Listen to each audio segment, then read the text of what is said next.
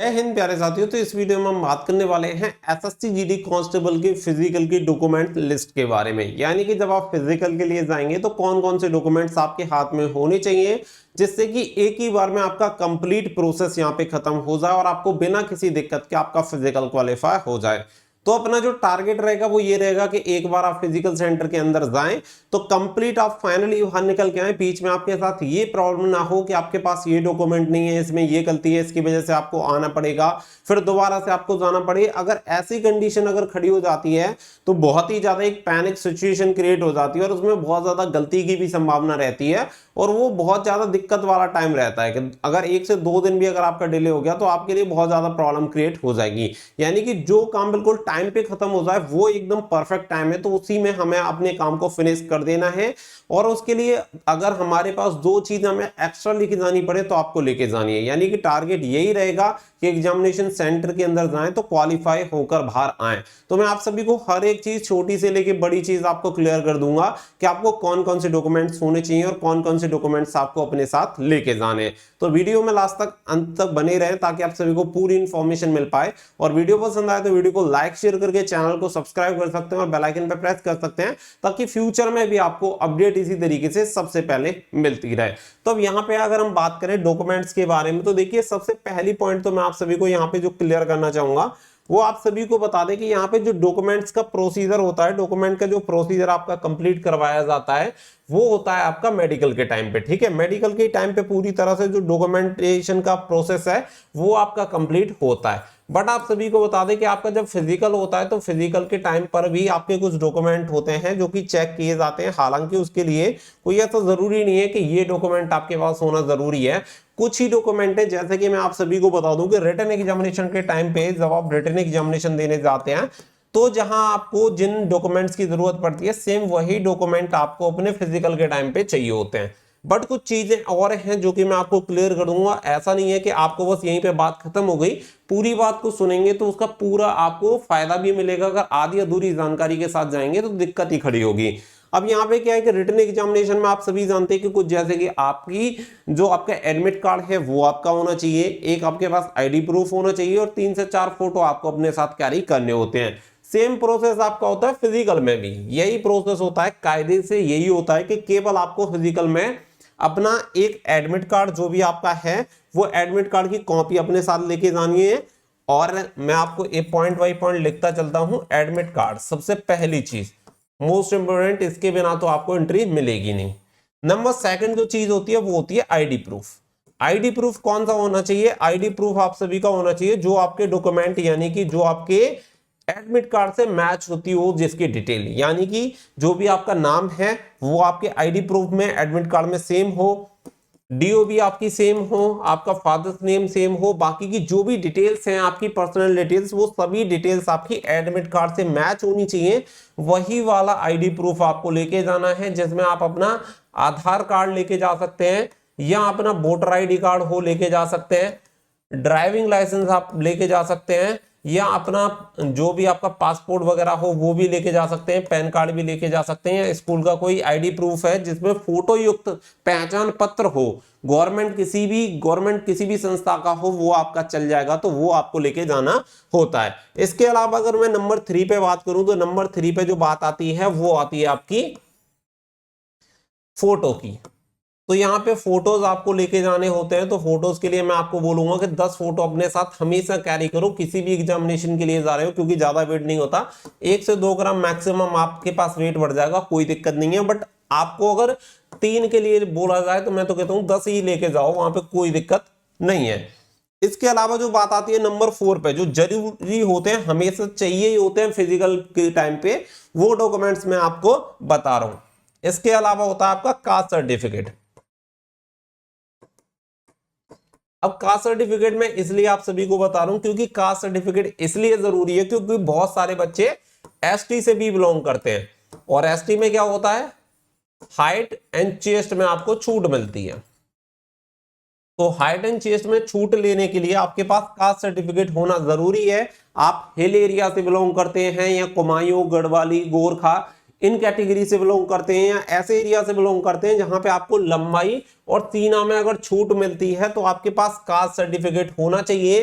और अगर किसी स्पेसिफिक स्टेट के लिए बोला गया है कि इन स्टेट के कैंडिडेट को हाइट में या चेस्ट में छूट दी जाएगी, कुछ स्टेट होते हैं यहां पे छूट दी जाती है, तो उस कंडीशन में आपके पास होना चाहिए डोमिसाइल, यानी कि उस राज्य का मूल निवास प्रमाण पत्र, डोमिसाइल सर्टिफिकेट। यहां हो सकता है कि पीआरसी, वहां पे पीआरसी बनता हो, कुछ जगह परमानेंट रेजिडेंशियल सर्टिफिकेट पीआरसी भी बनता है, कुछ जगह आपका डोमिसाइल सर्टिफिकेट बनता है। तो ये चीजें आपके पास होनी चाहिए फिजिकल में, जो कि नॉर्मली एज पर रिक्वायरमेंट आपके पास होनी चाहिए। एडमिट कार्ड हो गया, आईडी प्रूफ हो गया, फोटोज हो गए, कास्ट सर्टिफिकेट एंड डोमिसाइल, क्योंकि हाइट एंड चेस्ट में आपको रिलैक्सेशन लेना होता है। इसके अलावा किसी और चीज की आपको जरूरत नहीं पड़ती। एक्चुअल बात यह है कि इसके अलावा आपको किसी और चीज की जरूरत नहीं पड़ती, लेकिन कुछ एक्सेप्शन केस भी होते हैं कि कुछ केसेस में आपको जरूरत पड़ जाती है। इसलिए मैं आपको सजेस्ट करूंगा कि ये जो चीजें बताई हैं वो तो आपको लेके जानी है, चाहे आप ओबीसी से बिलोंग करें, एससी से बिलोंग करो या एसटी से। मैं आपको कहूंगा कि जो जो डॉक्यूमेंट्स मैं आपको बता रहा हूं सभी डॉक्यूमेंट्स अपने साथ कैरी कर लेना, तो वो आप सभी के लिए ज्यादा बेटर रहेगा और आप सभी को उस टाइम पे दिक्कत नहीं होगी। तो सारी चीजें मैं आपको क्लियर कर रहा हूं। नंबर 6 आप सभी को बता रहा हूं, हाई स्कूल के सर्टिफिकेट। ठीक है, बहुत बार ऐसा होता है कि इसकी जो पासिंग सर्टिफिकेट होता है वो अलग होता है, किसी की सनद अलग होती है, किसी का पासिंग सर्टिफिकेट जो मार्कशीट होती है वो अलग होती है। अगर आपकी दो है तो दोनों लेके जानी है, और एक ही में अगर कंबाइंड है तो वो कंबाइंड आपको लेके जानी है। नंबर 7, एक और चीज मैंने थोड़ी सी मिस कर दी इसमें। नंबर 5 के बाद एक और जरूरी चीज आती है, वो आती है कि अगर कोई एक्स सर्विसमैन है, सर्विसमैन को आप सभी को बता दें कि फिजिकल नहीं होता है, यानी फिजिकल में जो आपका पीईटी होता है, फिजिकल एफिशिएंसी टेस्ट, ये आपका नहीं होता जो भी एक्स सर्विसमैन है। और इसके लिए आपको क्या करना पड़ेगा कि आप एक्स सर्विसमैन हैं, इसके जो भी प्रूफ होते हैं, डिस्चार्ज सर्टिफिकेट वगैरह, एनओसी वगैरह, वो सारे सर्टिफिकेट एक्स सर्विसमैन कैंडिडेट को भी लेके जाने होते हैं, तभी जाकर आपको फिजिकल यानी कि पीईटी में आपको छूट मिलती है। तो ये जो मोस्ट इंपोर्टेंट चीज है वो मैं आप सभी को क्लियर कर रहा हूं। इसके अलावा आपको किसी भी और चीज की यहां पे जरूरत नहीं पड़ेगी, क्योंकि देखो आपका जो डीओबी सर्टिफिकेट जो होगा, डीओबी सर्टिफिकेट आपका मैच कर जाएगा हाई स्कूल से, जिसमें डीओबी सर्टिफिकेट होता है, तो वो आपकी जो डिटेल है, जो आपका एडमिट कार्ड है, उससे आपका मैच हो रहा होगा। क्योंकि अगर आप जब रिटन एग्जामिनेशन में शामिल हुए हैं तो निश्चित तौर पर आपकी सारी चीजें सही होंगी।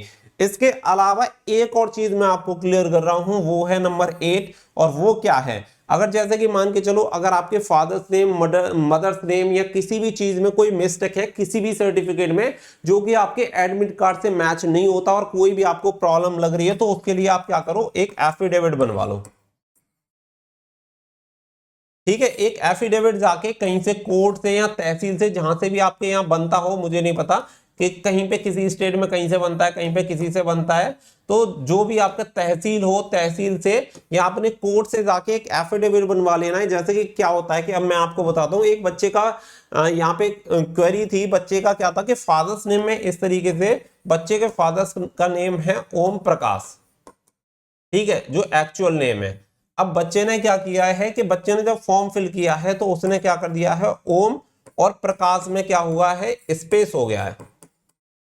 अब नाम तो सेम ही है, दोनों का मतलब एक ही निकलता है, ओम प्रकाश इसे भी बोलेंगे, ओम प्रकाश इसे भी बोलेंगे, लेकिन गलती ये हो गई है कि बच्चे ने यहाँ पे तो स्पेस नहीं दिया था, मतलब एक्चुअल में स्पेस है नहीं, लेकिन एडमिट कार्ड यानी कि फॉर्म जब फिल किया है तो स्पेस हो गया है। ठीक है, अब दोनों चीजों में थोड़ा सा डिफरेंस आ गया, तो इसके लिए आप क्या कर सकते हैं, हालांकि इतना बड़ा इश्यू नहीं है, बट कभी अगर इश्यू बन भी जाए, क्योंकि देखो वहां कमांडिंग ऑफिसर जो भी होगा सब उन्हीं की देखरेख में होता है और उन्हीं का डिसीजन, उन्होंने जो बोल दिया वो चीज आपके पास होनी चाहिए। तो इसके लिए आप पहले से ही एफिडेविट बनवा के लेके जाओ कि जो व्यक्ति एडमिट कार्ड पे ओम प्रकाश यानी कि और ओम प्रकाश अलग, ये जो स्पेस वाला है, ये दोनों एक ही व्यक्ति हैं, मैं ये प्रमाणित करता हूं। अगर इसमें अगर कोई गलती पाई जाती है तो इसकी पूर्ण जिम्मेदारी मेरी होगी। इस तरीके से एक सर्टिफिकेट बन जाता है, उसे आप नोटरी करवा लें तो आपका काम खत्म हो जाएगा। तो ये जो चीजें मैंने आपको बताई हैं, केवल इसके अलावा आपको और किसी चीज की जरूरत नहीं पड़ती।